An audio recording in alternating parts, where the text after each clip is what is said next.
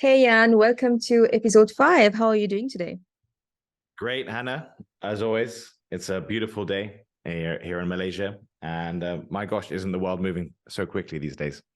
So quickly. And I mean, just before starting this podcast recording, we were supposed to have a meeting and I was looking at AI videos and I was just so amazed at Runway, how you can just take a picture and take another video and mash those two together and create just another reality. I'm still in shock actually thinking about what I've been seeing over the past 2 days. What do you have to say about that? Well, it's just extraordinary to be able to have, I wouldn't, well, I don't know, front row seat. We're all having front row seats, but to be able to experience this time, this age, we were just talking earlier about how it feels like maybe the first photographers to see the first photos and say, oh my gosh, right? The first time in human history you see photos would have been mind-bending for people. And it was, right? And you look at the historical documents, it was mind-bending.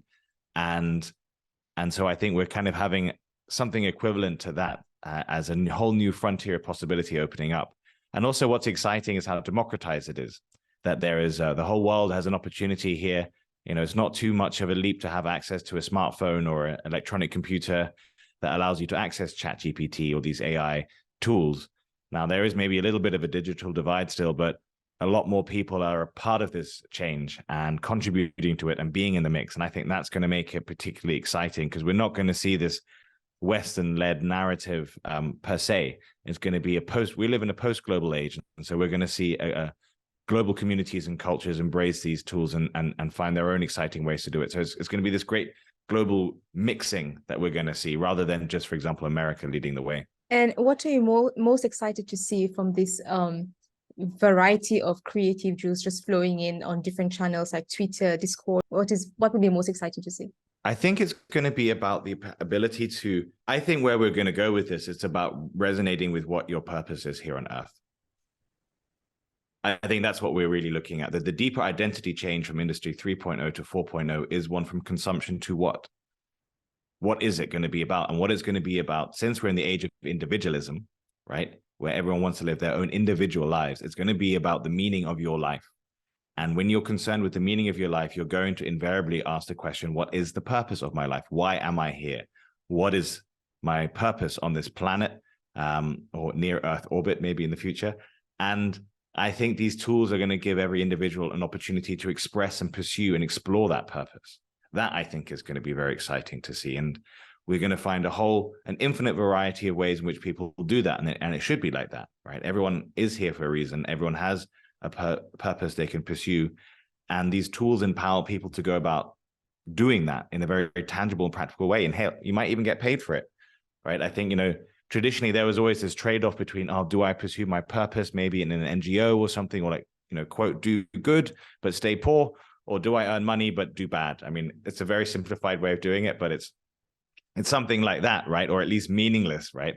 So I think what we're going to be able to transition into is an environment, a world where we are living and leading meaningful lives, and our tools are empowering us to do that. Right? And you can see the beginnings of this in the creator economy, right? Instagram and things like that.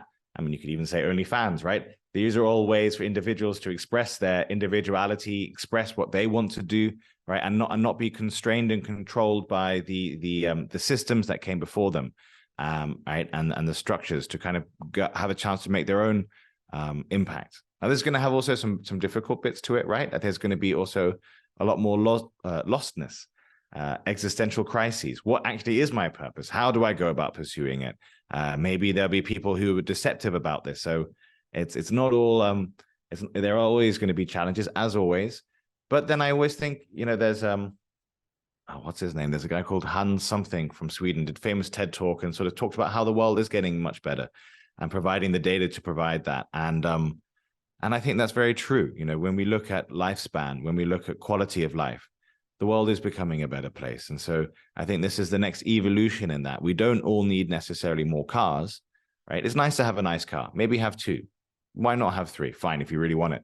But at some point, having more cars just doesn't make your world that much better.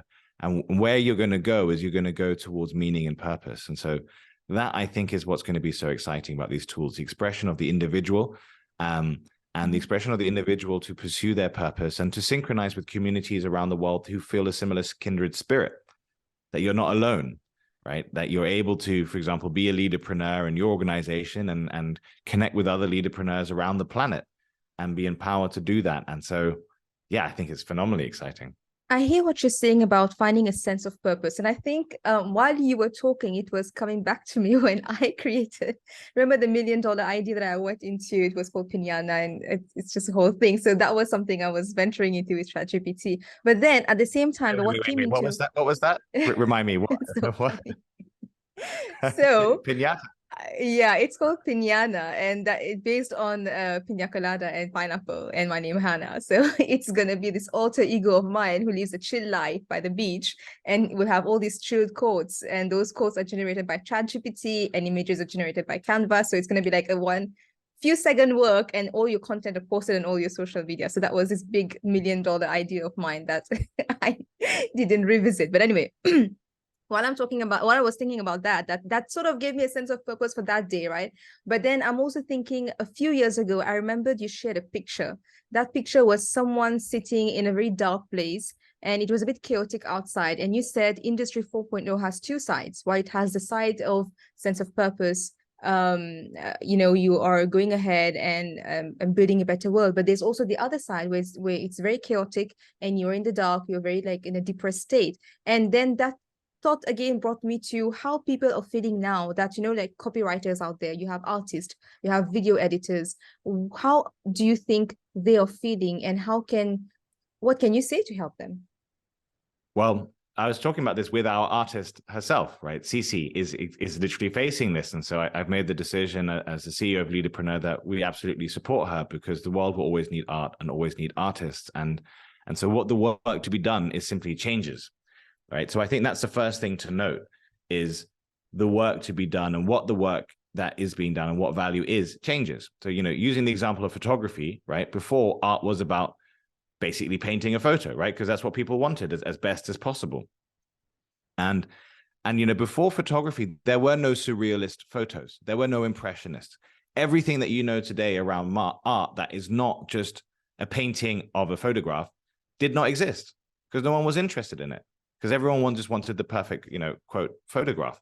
And then photography comes along and blows everything out the water. And this is why, photography starting in Europe, and especially the French embrace this, the French impressionist painters, what we now know as Van Gogh, right, Matisse, and many others. These are the beginning of what the very term modernism. And so what I think is important in recognizing that is, yes, this new technology, the camera came along, but that didn't stop painters from painting. What it changed is, what are they painting? And why is that interesting? And what they had to do is challenge themselves and go on, dare I say it, a hero's journey to figure it out. And that really is at the crux of the matter. And so I think there's going to be people who's going to be feeling a whole variety of emotions, upset, unfair, anger, and it's not really for me to dwell too much on that. You're going to feel whatever you're going to feel. But at some point, you're then going to ask yourself, what do I do next? And what I encourage everyone to do next is use your emotional energy, your rage, your frustration, your sadness, your melancholy, whatever it might be, to mobilize yourself to act and explore and embrace this, the tools of this new age. And you need to feel the fear. You need to understand, and this is where we say at Leadapreneur, innovate or die is real. Either you innovate and figure this out, or you will die. Now, I really hope you don't die as an individual from a biological sense, but your way of life, your working, your income, right, your profession will die. And this is the natural order of things. And so what's actually happened is we've been very comfortable for very long. We've been riding this little bubble, and many of us have not prepared because we haven't taken the disruption seriously, because we don't think it applies to us. But innovate or die applies to everybody, everywhere. And in Industry 4.0, Industry 4.0 avocat, right, accelerating volatility, it's only going to get faster and faster. So I think it's important to feel the emotions, because those emotions communicate to you it's real. They're going to mobilize you to act. Your fear, your anger is what will actually drive you to change. And then channel that into going on a hero's journey to do the extraordinary, to do something you'd never imagined before. And to be able to guide you on that, that's what Leadapreneur has developed in terms of our journey structure around forest of fear, desert of despair, valley of death. You are going to go through 3 very strong emotional states. You're going to feel the fear, true fear, not a little bit of fear, but maybe for the first time in your life, existential fear. Oh my gosh, I might lose everything, right? Yeah, you will. So focus, get on with it, right? And learn to overcome that fear. And then once you've learned to manage that fear and find your focus, you come out of the forest of fear and you have some hope. And then your next challenge is going to be moving through what we call the desert. And the desert means, okay, you've got some ideas, you've got some hope, you've got something, a new direction, but how do you materialize this? How do you actually get your new way of working to come forth? And that's the challenge of moving through the desert of despair, where the great challenge there is to overcome your despair. You're kind of trying, but you're not succeeding, and you want to just give up and fall. And if you're successful in that, you will reach the Tower of Possibility. And at the Tower of Possibility, you start to envision, hey, I actually really can do this new role. Maybe I should be a writer using ChatGPT.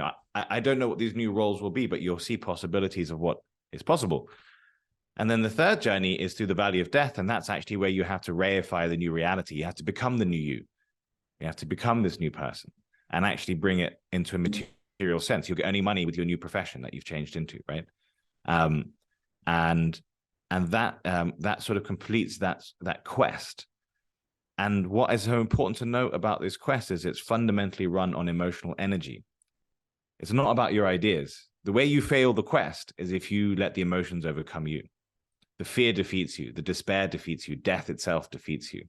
So you have to learn to go through this journey. And that's really, why I believe that being a leaderpreneur is so important, because leaderpreneurs know how to go through this journey.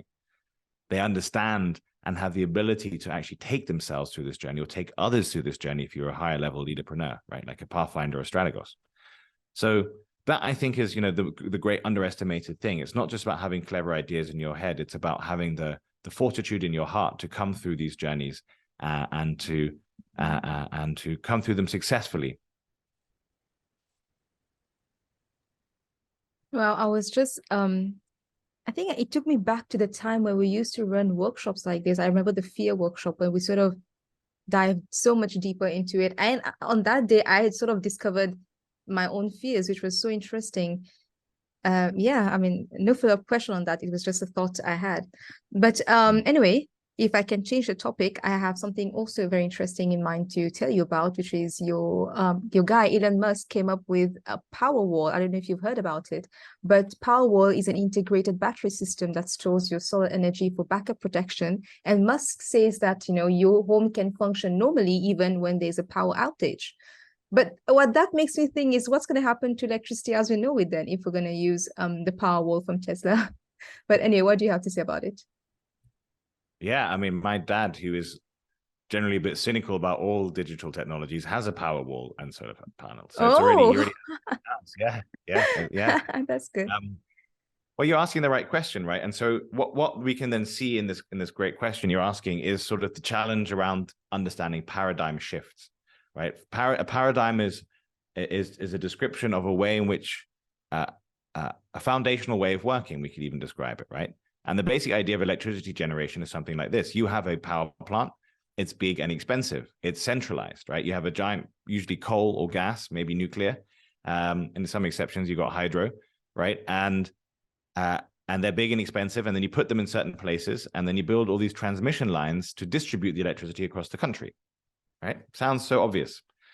But it doesn't necessarily have to be so. You could have every house in Malaysia, you could have that installed with solar panels. You don't necessarily need to have all those power plants. So rather than building one expensive power plant, what if everyone just put solar panels on their rooftop, right? I'm looking outside my window right now, and there's free energy falling from the sky in high intensity. I'm seeing all these rooftops without any solar panels on them. It's all wasted, right? Now, so what that means is it's moving to a decentralized paradigm. So it's fundamentally shifting what is the way in which we generate electricity. And so this is where we can see a good example of the paradigm shift. And that's part of what the challenges of moving into renewables is. You're having many small things, right? Wind farms, solar panel farms, and these sort of distributed networks. And that's part of that transition. Now, it seems as part of making the energy mix work, you will still need a balance of different things. You'll still need to have some centralized plants because of the way electricity demand works. It's useful to have that. But the future does not seem to be building more and more large coal plants. And you know, I mean, one of the things that really impressed me, there's something called the Desert Tech Project, which is sort of created by a consortium of European and German companies, which basically recognizes, you know, the Sahara is the size of the United States. If you cover an area the size of Belgium, which is a very small country, right? It's like, I don't know, 5% of the Sahara Desert, maybe 10% if we're being grand here. You can power all of Europe. Everything. You can power every car, you can power every house, you can power everything in Europe. Why are they not doing it then? Right. Well, that's a good question, isn't it? And that's where we often find the challenges are much more around politics, right? Do you really want to trust Algeria with your energy security? Right? Libya, right? Morocco. So, but you know, Morocco has one of the largest CSP plants in the world, concentrated solar power plants. So the potential is there. And that's a great example of where Industry 4.0 isn't just about digital bits and bytes. It's also about electricity being reorganized, right? And these sort of dramatic paradigm shifts that are happening everywhere. But yeah, ultimately, there's so many different wins. And I just saw a great idea someone had in Switzerland.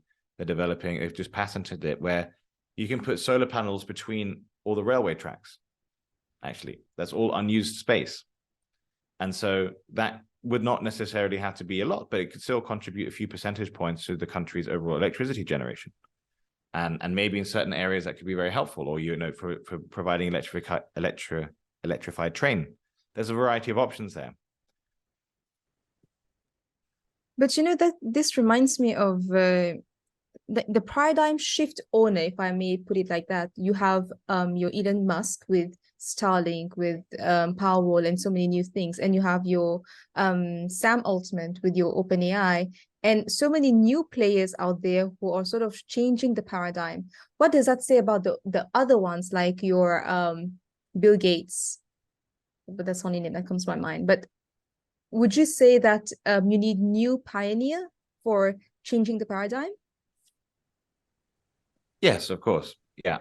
And I think that's sort of one of the things that America seems to do so well, which it's such a, you know, if you compare it to like the command and control economies of, let's say, China or Russia, right? America comes across as madness, but in its violent creative destruction, it destroys the old to bring forth the new. And that allows, the world's most famous African-American, and one of them, Elon Musk, right, to be able to succeed in America and do what he does there, right? Because you just need these talented and brilliant people. And that's how you disrupt the paradigm.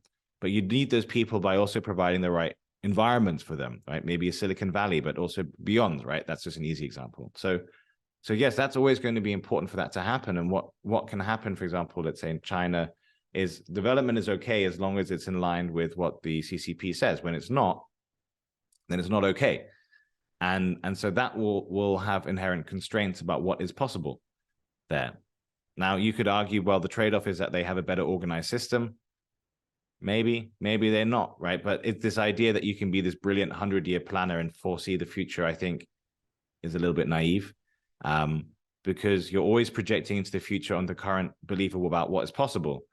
But you have no idea, especially in Industry 4.0, you have no idea what's possible. I mean, look at us. None of us knew this was going to happen, right? Well, we kind of knew, but to actually materialize it and live it, no, we didn't, right? So it moves so quickly. And I think as part of that, we also have to consider that then there's an ability to step back and understand these cycles. And that's why I think it's so important to study the deep science about this, for example, the adaptive cycle, because it teaches you the meta structure.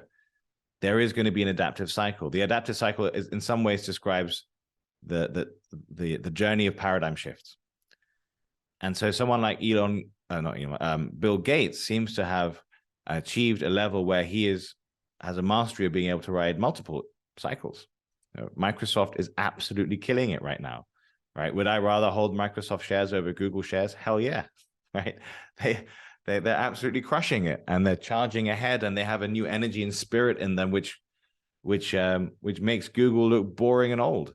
And so Bill Gates doesn't, I believe, directly lead Microsoft, but he's still involved at different levels and involved in other things. So yeah, you can kind of achieve this sort of, I would call it a meta level, where you're just in flow with reality and you understand the nature of change itself and are able then to navigate through it.